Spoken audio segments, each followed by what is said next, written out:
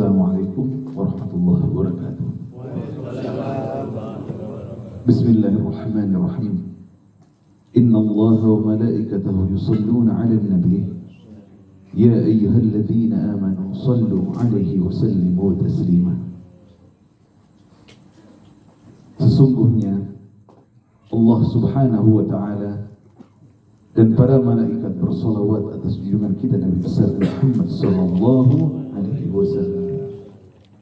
Wahai orang-orang yang beriman, perbanyaklah bersolawat dan salam atas junjungan kita Nabi besar Muhammad sallallahu alaihi wasallam. Dari ayat tersebut bisa kita ketahui sangat tingginya manfaat dari solawat ini. Satu-satunya amalan yang diwajibkan dan disunnahkan kepada umat manusia hanya solawat kepada junjungan kita Nabi besar Muhammad sallallahu alaihi wasallam yang Allah Subhanahu wa ta'ala turut melakukannya. Seluruh amalan yang kita lakukan hanya bersolawat kepada baginda Rasulullah sallallahu alaihi wasallam yang termaktub bahwa Allah memang turut melakukan solawat atas junjungan kita Nabi besar Muhammad sallallahu alaihi wasallam. Jadi dari situ kita bisa tahu sangat tingginya kemuliaan dari solawat ini dan sangat penuh fadilahnya solawat atas junjungan kita Nabi besar Muhammad sallallahu alaihi wasallam. Solawat mempunyai banyak faedah. Fadilahnya dari mulai kesehatan, dicintai langit dan bumi seisinya bagi orang-orang yang mengamalkan, sampai fil akhir yang kita harapkan adalah syafaat dari baginda Rasulullah sallallahu alaihi wasallam hanya akan didapatkan kepada orang-orang yang banyak bersolawat padanya dan menjadi orang-orang yang terdekat bersama beliau di yaumul akhir nanti, yaitu bukan para sahabat, bahkan para sahabat baru bertanya, siapakah yang akan berada di sebelahmu ya Rasulullah? Lalu baginda Rasulullah SAW menjawab, siapa yang paling banyak bersolawat terhadapku, maka dia adalah orang-orang yang terdekat bagiku ya. Dalam bersolawat, meski dalam solawat itu termaktub ada solawat syifa untuk kesembuhan, ada solawat badar untuk menghilang rasa gundah gulana, ada solawat busyro yang meminta kebahagiaan, tapi cara kita menyampaikannya, letakkan di hati kita hanya cinta kita kepada baginda Rasulullah SAW. Kita hanya menyampaikan seperti orang yang sedang jatuh cinta menyampaikan surat cinta kasihnya. Mengenai fadilah atau keuntungan dari solawat itu otomatis nggak usah kita minta. Sudah otomatis pasti akan bersambung saat kita mengamalkannya dengan sebaik-baiknya. Dan usahakan saat membaca solawat ini kita memahami makna per makna dari solawat yang kita baca. Tapi sebelum kembali kepada topik solawat ini, ada sebuah hal yang saya waktu baca tadi tiba-tiba rasanya sampai pengen nangis.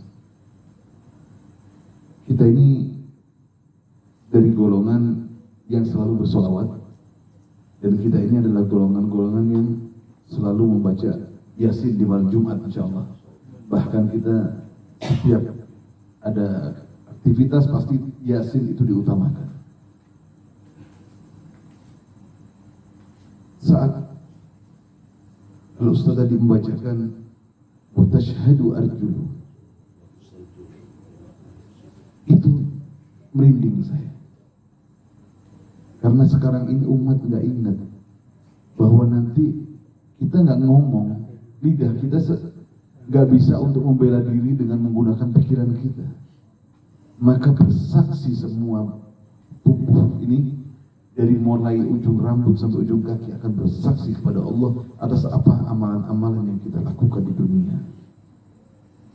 Bukan hanya itu, bahkan jalan-jalan yang pernah kita lewati, rumah-rumah yang pernah kita singgahi, itu turut bersaksi atas apa amalan yang kita lakukan selama hidup kita.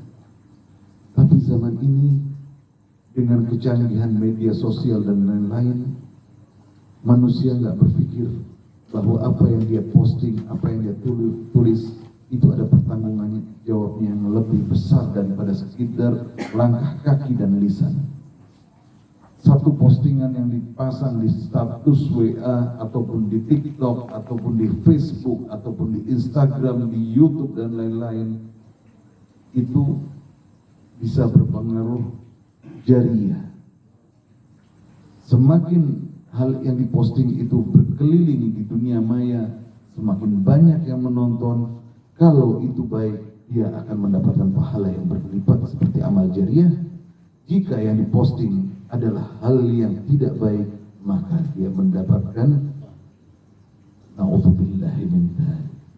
Karena itu berputar terus. Semakin panjang umur dunia, orangnya sudah mati, postingannya masih berkeliaran di dunia maya, masih kena adabnya. Dan itu tetap akan menjadi gunung yang sangat berbahaya. Lebih baik meninggalkan utang daripada meninggalkan postingan yang berbahaya. Apa yang kita tulis, apa yang kita buat video ataupun apa, kalau tidak bermanfaat, jangan dibuat. Hentikan. Rasulullah sudah memberikan cara yang terbaik buat kita. Saat kamu sedang sakit hati atau sedang marah, maka kalau kamu berdiri, maka duduklah. Kalau kamu sudah duduk, masih sakit hati, maka berbaringlah.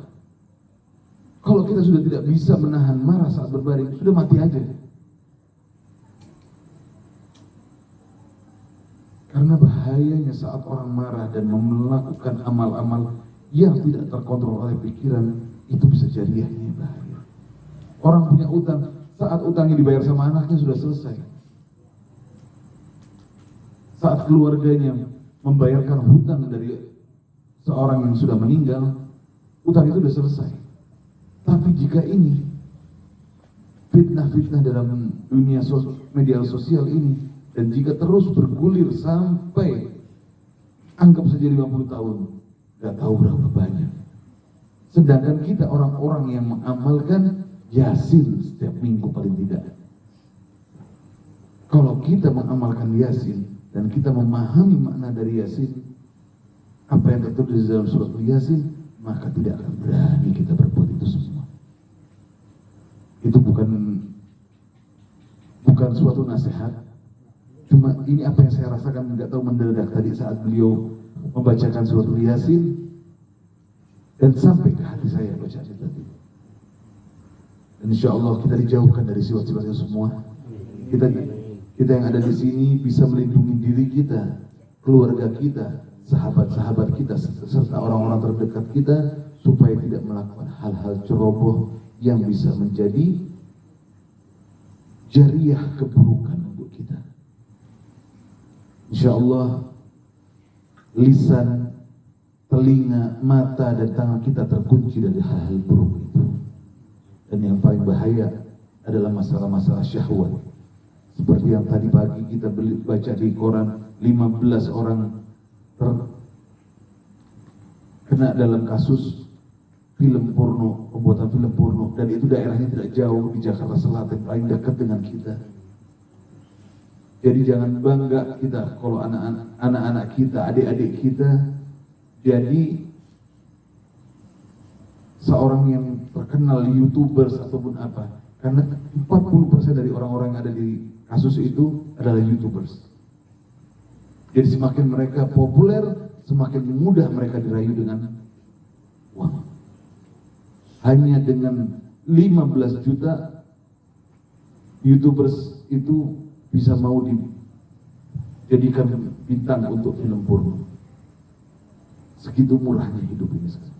Kita mau ngelamar anak orang aja susah dengan harga segitu kan.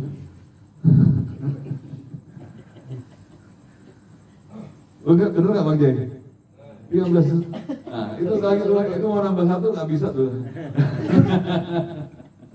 Gusti mau nambah satu gak bisa, batu-batu di sana. Orang yang mau halal 15 juta gak nyampe, ditolak. Yang haram 15 juta mau, bahkan tersebar itu sampai ke dunia maya. Lindungin anak kita semua. selalu bacakan doa-doa yang terbaik.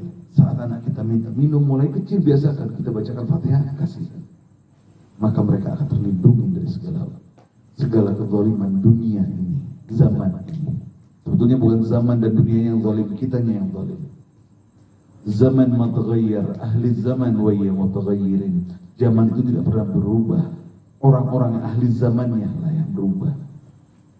Insyaallah dengan kita membaca sholawat bersama ini menjadikan manfaat untuk kita semua, menenangkan diri kita, membersihkan hati kita, menyehatkan tubuh kita, membahagiakan kita dan keluarga-keluarga kita, menghapuskan rasa gundah gulana dalam diri kita, dijauhkan dari kezaliman dan orang-orang zalim. Bukan memikirkan orang lain dulu, tapi diri kita dijauhkan dari kezaliman, dari sifat zalim itu yang utama. Dan insyaallah dimudahkan kita dari segala urusan-urusan yang berat yang kita alami. Amin ya Rabb. Allahumma salli ala sayyidina Muhammad. Sallu ala Nabi Muhammad.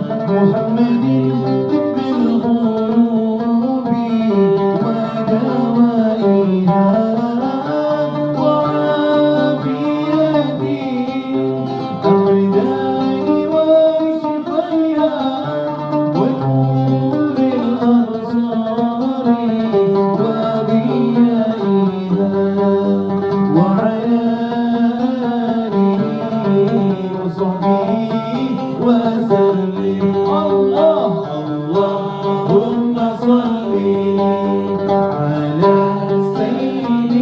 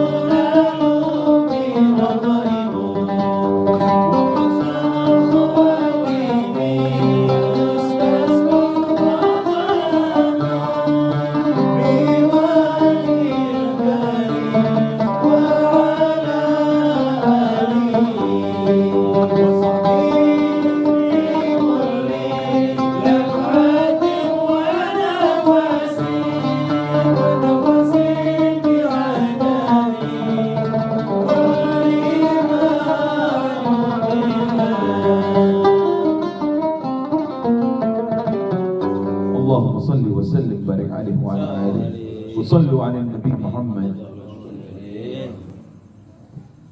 Ini kalau waktunya bisa pas, mungkin kalau sholat harian dibawakan dengan cara begini lebih cepat, lebih nikmat, nggak capek orang. Dan insya Allah lain waktu kita akan jawabkan lagi.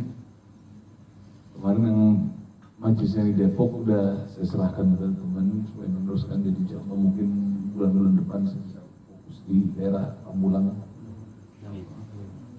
bisa kita teruskan karena manfaatnya banyak soal tadi, terlalu lengkap isinya. Dan untuk qasidah yang berikutnya ini qasidah yang sudah sering kita bawakan di mana-mana, bahkan saya yakin semua orang pasti tahu qasidah ini.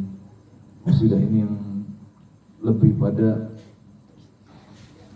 munajat, yaitu seorang hamba yang mengharap hajatnya terpenuhi dan diampuni dosa-dosanya yang telah lalu dengan menggunakan keberkatan dari baginda Rasulullah SAW.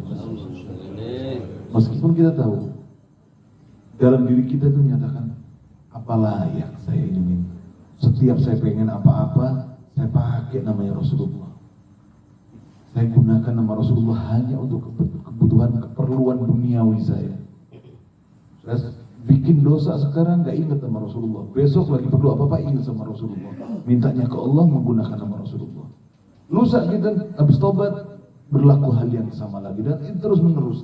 Tapi subhanallah, selama nafas kita itu masih bergerak, wallahu ghafurur rahim, Allah maafin. Seburuk apapun urusan kita sama Allah, Allah maafin. Kita yang ninggalin ibadah, kita yang berbuat dosa-dosa besar, selama itu masih urusan kita, hablum minallah, sama Allah dia maafin. Tapi yang masalah yang paling banyak antara kita ini, yang manusia sama manusia, yang kita gengsi mau minta maaf. Sama Allah kita merasa mudah untuk minta maaf, tapi urusan sama manusia kita paling gengsi. Harga diri kita diletakkan di atas segalanya. Padahal yang banyak di neraka itu urusan manusia sama manusia. Yang soal utang piutang, yang soal nyakitin hati, yang soal ngelukain orang lain, yang makan haknya orang lain, yang menghina orang, menjatuhkan nama orang, mengghribah dan lain-lain, itu nggak terselesaikan. Kalau urusan sama Allah, selagi masih nafas kita ada dan kita masih sempat bertobat, insya Allah dihapus sama Allah. Itu janji Allah. Kenapa Allah meletakkan nama Allah selalu di setiap langkah kita dengan kalimat Bismillahirrahmanirrahim, dengan nama Allah yang Maha Pengasih dan Maha Penyayang. Waktu saya jawab ke guru saya, Al-Habib Syekhwan, ditanya, artinya apa itu, Wan? Bismillahirrahmanirrahim. Dengan nama Allah yang Maha Pengasih dan Maha Penyayang. Bukan itu, Wan. Artinya itu begini, Wan. Allah itu nunggu kita terus, Wan. Allah itu nunggu kita minta. Kita harus minta sama Allah, bukan sama yang lain. Minta maaf, mau minta rezeki, mau minta keturunan, mau minta proyek beres, mau apa, segala macam dunia dan akhirat urusan kita mintanya cuma satu sama Allah. Tapi Wan, urusan yang nggak beres itu yang manusia. Disitulah banyaknya manusia di neraka. Wallahu ghafurur rahim, selama nafas kita masih ada. Tapi selesai kita tidak bergerak, nafas kita yang kita keluarkan terakhir ini, maka Allah merubah pulangnya. Wallahu syadidul iqab. Kalau tadi wallahu ghafurur rahim, Allah itu Maha Pengampun, maka berbalik, sungguhnya Allah itu Maha keras dalam menghukum. Karena kita udah gak minta maaf, gak ampun, gak tobat. Rahim menjadi Yaqub. Maka selagi kita masih ada kesempatan untuk selalu bertobat, kita terus bertobat. Gak usah malu, malu sama Allah tiap hari tobat. Kenapa malu? Tempatnya cuma satu kok kita minta. Malah kita kalau mintanya ke orang, udah syirik. Allah paling benci sama orang syirik. Jangan malu, mau minta hujan, minta sama Allah. Jangan kita ngomel terus, buset hujan panas. Ngomongannya kotor begitu. Saya berkali-kali, ini baru saja ada orang WA. Saya bilang alhamdulillah cuaca hari ini cerah. Langsung WA-nya, buset panas begitu, cerah. Jawabnya begitu. Ya Allah, yang antum sebut buset ini siapa? Yang membuat panas dingin ini siapa? Itu kalimatnya nggak pantas disampaikan begitu terhadap sesuatu diciptakan oleh Allah.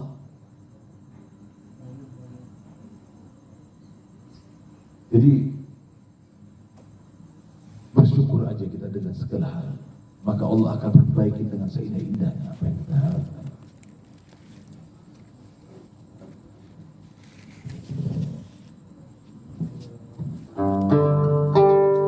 Qasidah ini artinya, ya Allah ya Tuhanku, dengan berkat Al-Mustafa kekasihmu, kabulkan segala hajat kami dan ampuni segala dosa kami yang telah lalu. Sesungguhnya Kaulah Zat yang Maha Mulia. Ya Rabbi bil Mustafa balligh maqasidana waghfir lana ma ya wasi'al karami ya Rabbi bil Mustafa balligh maqasidana waghfir lana ya wasi'al karami مولاي صل وسلم دائما أبدا على حبيبك خير الخلق كلهم يا ربي بالمصطفى عليك مقاصدنا واغفر لنا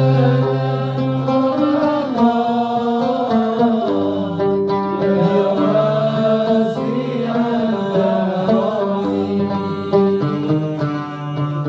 محمد سيد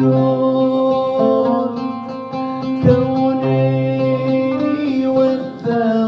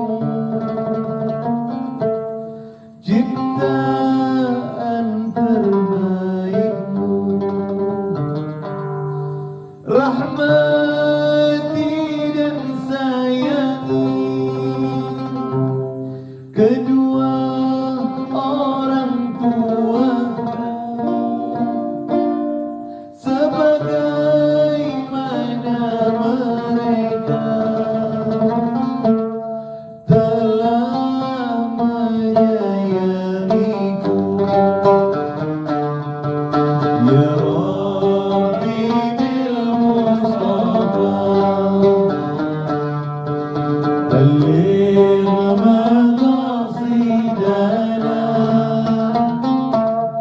وأغفر لنا رمضان يا واسع الكرم.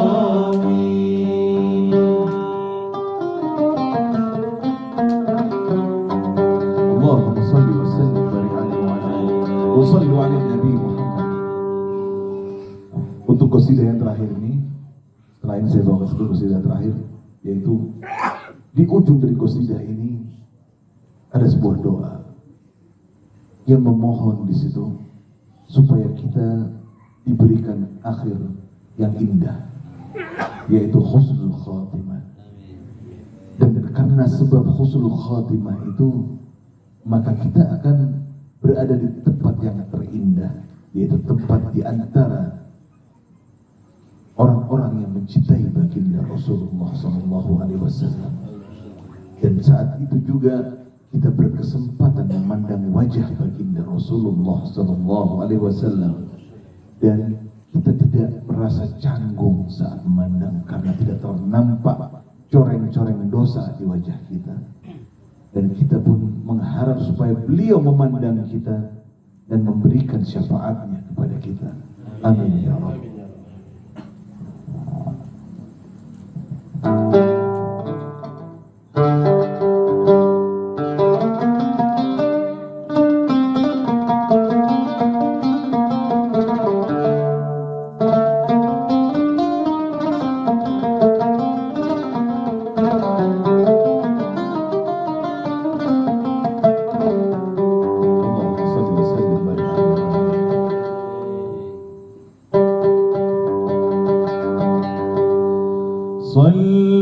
Sallallahu ala Muhammad, sallallahu alaihi wasallam, sallallahu ala Muhammad, sallallahu alaihi wasallam, sallallahu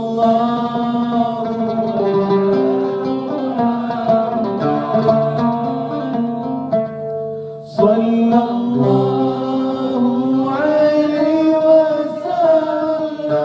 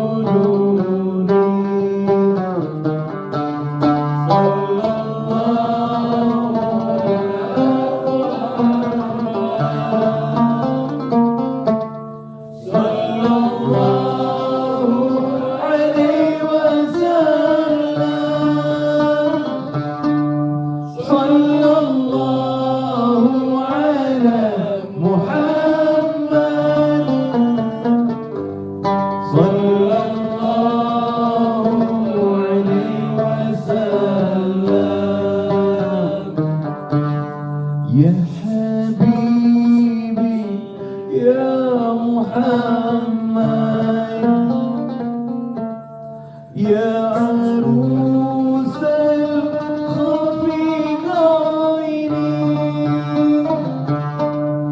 يا مؤيد يا ممجد يا إمام القبلتين صلى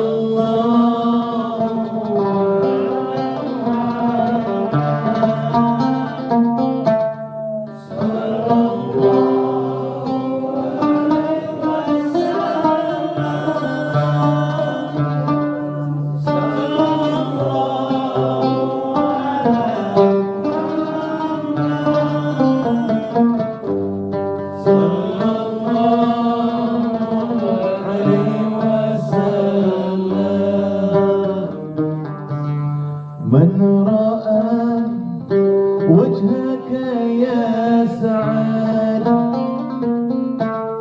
يا كريم الوالدين حظك صافي مبارك وردنا يوم النشور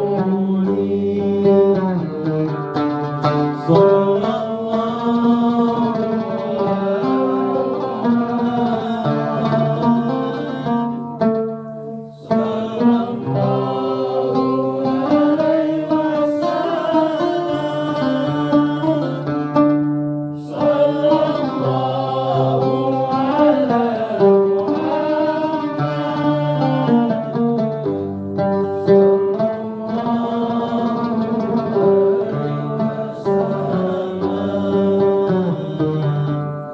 ربي فاجعل مجتمعنا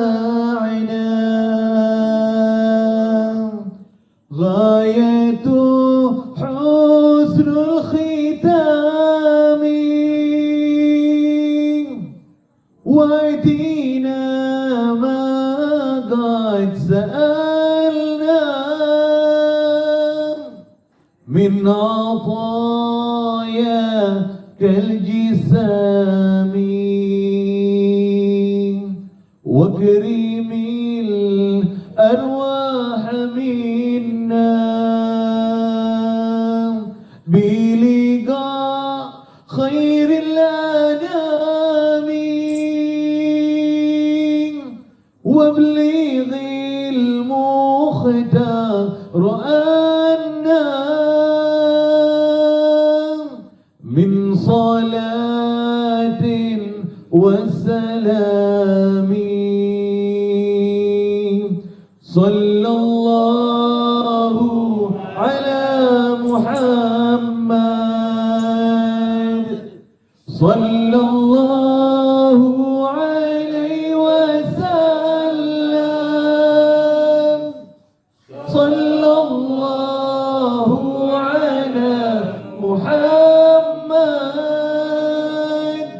صلى الله عليه وسلم اللهم صل وسلم بارك عليه وعلى آله وصلوا على النبي محمد. Alhamdulillah, jazakallah khairan. Terima kasih buat Pak Hakim serta tuan rumah dan keluarga di sini yang sudah mengizinkan Fakir untuk hadir, dan jazakallah khairan buat semua yang turut bersolawat bersama. Sekiranya itu yang bisa Al-Fakir sampaikan, dan insyaallah kurang lebihnya Al-Fakir mohon maaf. dan segala yang baik itu datangnya dari Allah, dan semua kekurangan itu dari diri Al-Fakir sendiri. Assalamualaikum warahmatullahi wabarakatuh.